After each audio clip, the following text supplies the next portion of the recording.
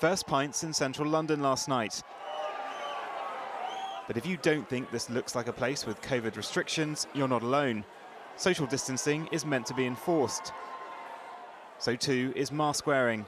It's led to a sobering message from the Prime Minister this morning.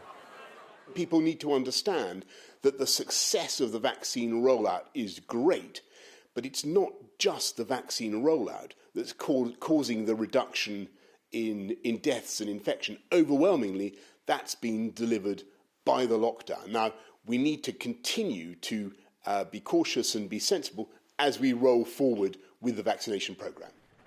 Of particular concern for the government now is the detection of a significant cluster of the South African variant in South London. All those who live, work or travel through Wandsworth and Lambeth boroughs are being urged to get tested as soon as possible. This week we've started to open up, so now's a great opportunity to sort of go into the easing of lockdown really confident that we're on top of the virus control and that we have understood and know where the transmission is occurring in our communities. But the government does have something to celebrate. They've met their target of offering the vaccine to the 32 million people in the 9 priority groups by the 15th of April.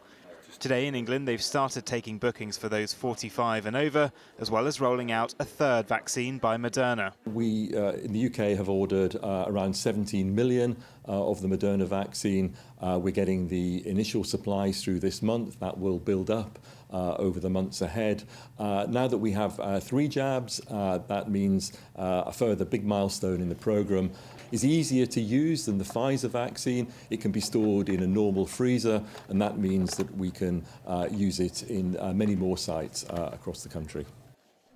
For those under 30 who are clinically vulnerable, like Emily in Sheffield, who had her appointment postponed due to the withdrawal of the Oxford AstraZeneca vaccine, it's a particular relief. Yeah, I think it's brilliant and it's been really efficient in reorganising it so quickly, and I think it reassures people that there are alternatives if they're worried.